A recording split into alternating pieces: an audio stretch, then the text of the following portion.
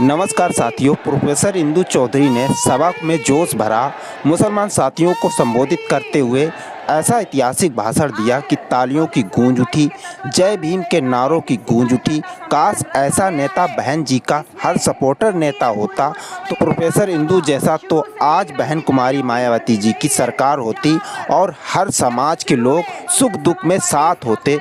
BSP की सरकार में सब कुशल मंगल था, हिंदू मुस्लिम भाई भाई थे, ऐसा कहना प्रोफेसर इंदु चौधरी का है। प्रोफेसर इंदु चौधरी ने मुसलमान साथियों के बारे में क्या कुछ कहा, गौर से सुनिएगा, पूरा वीडियो अंत तक देखिएगा। जय भीम, जय भीम, जय भीम। आज बहुजन समाज पार्टी के प्रोफेसर इंदु चौधरी का ये ऐतिहासिक भाषण हर दिल में उतर जाएगा, गौर से सुनिएगा। शुरू से ही क्रांतिकारियों की धरती रही है, जहां पर जब शुरू में बहुजन समाज पार्टी स्थापना के साथ 3 सांसद और 13 विधायक जीते थे, उसमें से जो थे वो माननीय रामकिशन यादव जी, वो इसी फूलपुर की धरती पे से थे। तो पहले ही फूलपुर की धरती बहुत रिच है, बहुत फर्टाइल है, बहुत उन्नत है। और आज इस विशाल कार्यकर्ता में जो तमाम हमारे मुसलमान साथी यहाँ मौजूद हैं, आप सबको स्पेशल संबोधन करते हुए मैं आप सबको इतना जरूर कहूंगी, थोड़ा सा 5 मिनट का समय आपके लिए स्पेशली निकाल के लाई हूँ कि माननीय बहन जी की नीतियों में, बहन जी के कथनी और करनी में कोई फर्क नहीं है। स्पेशली मुसलमान समाज के साथी इस बात को गौर दें। 3 जून 1995 को बहुजन समाज पार्टी की पहली बार सरकार बनी, माननीय बहन जी मुख्यमंत्री बनी और मुख्यमंत्री बनने के साथ ही 48 घंटे के अंदर जो कानून से कानून का राज स्थापित करने का ऐतिहासिक कार्य बहन जी ने किया, उसके अलावा सिर्फ 3 महीने के अंदर यानी 12 अगस्त को अल्पसंख्यक कल्याण बोर्ड की स्थापना हमारे मुसलमान साथियों को ध्यान में रख करके की गई।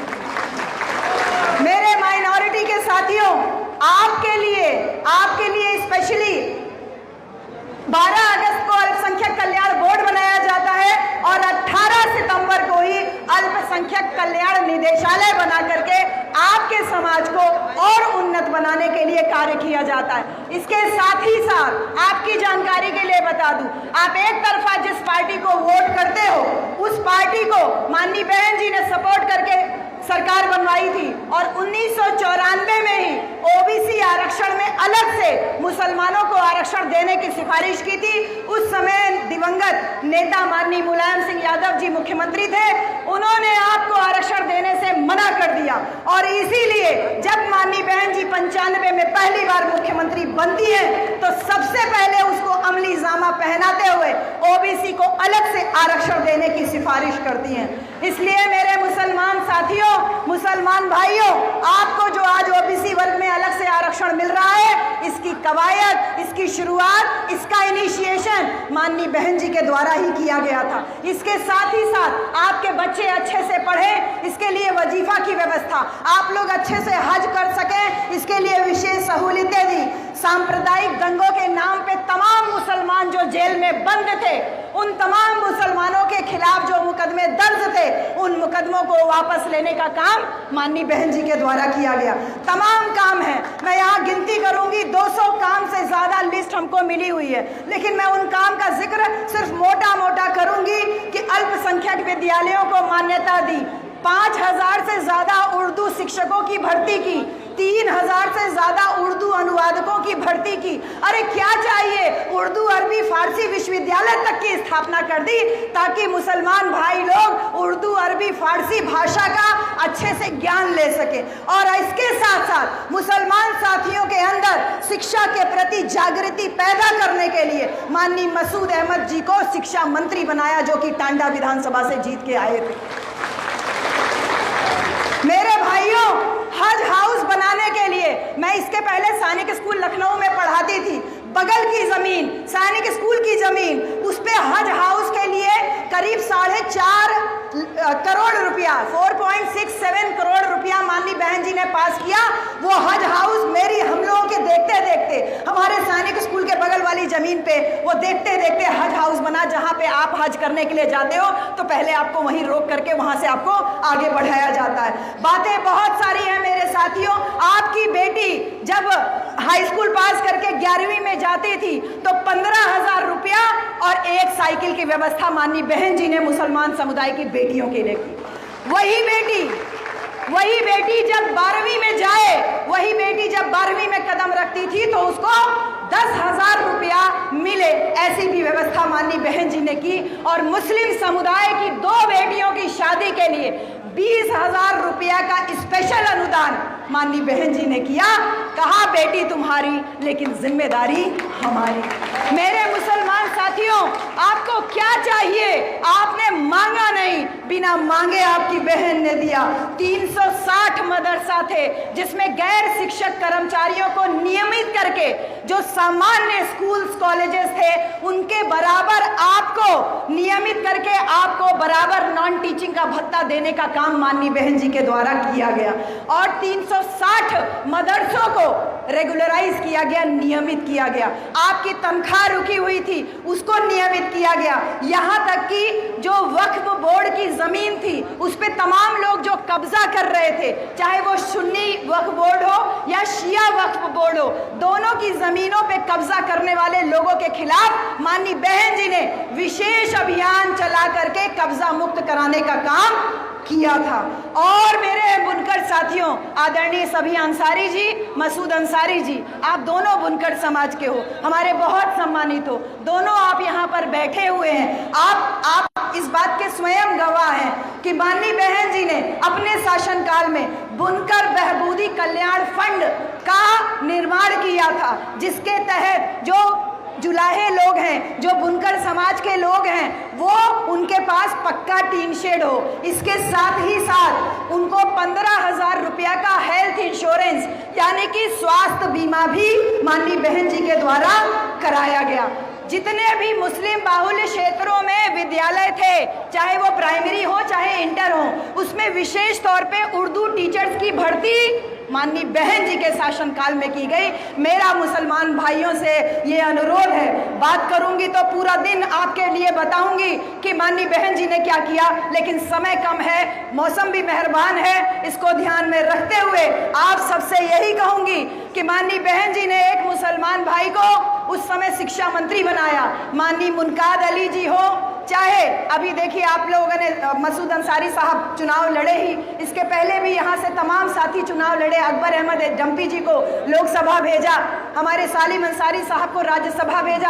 अरे क्या कुछ नहीं किया मेरी बहन ने आपके लिए।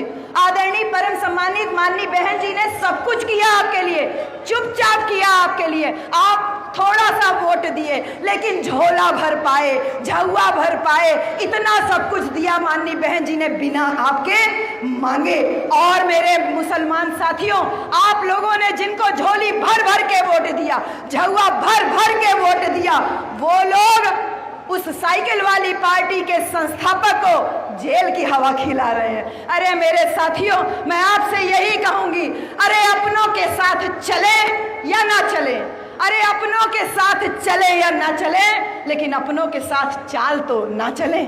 मेरे मुसलमान भाइयों, आपके साथ लगातार चालबाजी हो रही है, आपके साथ लगातार चालबाजी हो रही है। जौहर विश्वविद्यालय जैसी बड़ी यूनिवर्सिटी, माइनॉरिटी की बड़ी यूनिवर्सिटी माननीय आजम खान जी के समय में उन्होंने बनवाया था, उस यूनिवर्सिटी को गिराया जा रहा था। आपका एक तरफा वोट पाने वालों ने मुंह में दही जमाया हुआ था, एक शब्द उफ नहीं निकाली। बोला तो किसने बोला? आदरणीय बहन कुमारी मायावती जी ने बोला। मेरे साथियों, आपको लॉलीपॉप देते हैं, बयानबाजी बयानबाजी करते हैं, कहते हैं माननीय आजम खान जी हमारे पिता समान हैं। अरे अगर पिता समान है तो क्या तुम्हारा बाप जेल में होता तो क्या उसके लिए आंदोलन नहीं कर रहे होते? मेरे मुसलमान साथियों, आपको इस बार वोट देने से पहले एक बार जरूर सोचना चाहिए कि वो केवल लॉलीपॉप में आपको बाप बनाने की बात करते हैं। लॉलीपॉप देते हुए अपने चाचा को भेज के कहते हैं कि आपको गृह मंत्री बनाएंगे, लेकिन हकीकत बात यही है कि वो टाए टाए फुस हैं, हकीकत में आपको कुछ देने वाले नहीं हैं। क्योंकि जिस मुसलमान कौम ने 700 साल इस देश पे हुक्मरान बन के शासन किया, आप किस बात से भयभीत हो? आपको बार बार भय दिखाया जाता है, क्यों डर रहे हो? वो आपका वोट लेके भी मुसलमान शब्द से परहेज करते हैं, अल्पसंख्यक बोलते हैं। मुस्लिम बोलने से जैसे लगता है कोई करंट लग रहा है उनको। वोट चाहिए आपका, लेकिन मुसलमान समाज नहीं बोल सकते हैं। अरे मेरे भाई, आपको बीजेपी का भय दिखा करके वोट लूटते रहते हैं। अरे मेरे मुसलमान भाइयों, ये बात आपके लिए है कि हम जो तुम पे मर मिटे थे, तुम्हारा काम था हमें जिंदा रखना, लेकिन तुमने तो हमें केवल वोट लूटा, हमें भय दिखा करके हमें कंगाल बना करके रख दिया। इसलिए मेरे मुसलमान भाइयों, हमने देखा आदरणीय आलम बदी जी हो, आज तो मरहूम हो गए हो, चाहे जमाली साहब हो, चाहे नसीम अहमद जी हो, तमाम समाजवादी पार्टी के विधायकों को हमने मंच पे देखा धक्के खाते हुए, तीसरी चौथी रो में बैठते हुए देखा। और ये देखिए, ये बहुजन समाज पार्टी का सम्मानित मंच है, जिसमें आपको एक तरफ हमारे आदरणीय मसूद अंसारी साहब, थोड़ा एक बार खड़े हो जाते तो जनता आपको भी देख लेती, हमारे आजमगढ़ के पूर्व प्रत्याशी जी, हमारे मसूद अंसारी जी, थोड़ा देर आप खड़े रहेंगे तो अच्छा लगेगा, क्योंकि आपकी पत्नी भी आपके साथ में है। तो आपसे भी मैं गुजारिश करूंगी कि एक बार आपको भी सब जनता देख लेती कि बहुजन समाज पार्टी का सम्मान देखिए। आदरणीय हमारे भाई अबुल कैस आजमी भाई, हमारे आदरणीय अबुल कैस आजमी साहब का सम्मान देख लीजिए, भाई हिटलर जी का सम्मान देख लीजिए। फ्रंट रो में सबसे आगे में आप सारे लोग यहाँ मौजूद हैं। काय मैडम साविया जी, मैं आपसे रूबरू बात नहीं करती हूँ, लेकिन हकीकत है ना जो मैं कह रही हूँ। जितना सम्मान बहुजन समाज पार्टी के मंच और बहुजन समाज पार्टी की जनता ने आपको दिया, वो आपके सामने है, मैं कोई दूसरी बात नहीं कर रही हूँ। बहुत बहुत धन्यवाद। तो मेरे साथियों, ये लड़ाई है सम्मान की, ये लड़ाई है स्वाभिमान की, ये लड़ाई किसी को रोकने की नहीं है। जो मुसलमान 700 साल इस देश पे शासन किया, वो एक बार खुद को हुक्मरान बनाने के लिए वोट करके देखे। उत्तर प्रदेश ही नहीं, पूरे देश भर में हम अपनी सरकार जरूर बना पाएंगे। अपनी संख्या पे भरोसा रखो मेरे भाई। 28% तुम हो, 6% के साथ मिलके दूसरे को मजबूत कर रहे हो। 28% तुम हो, 22% हम हैं।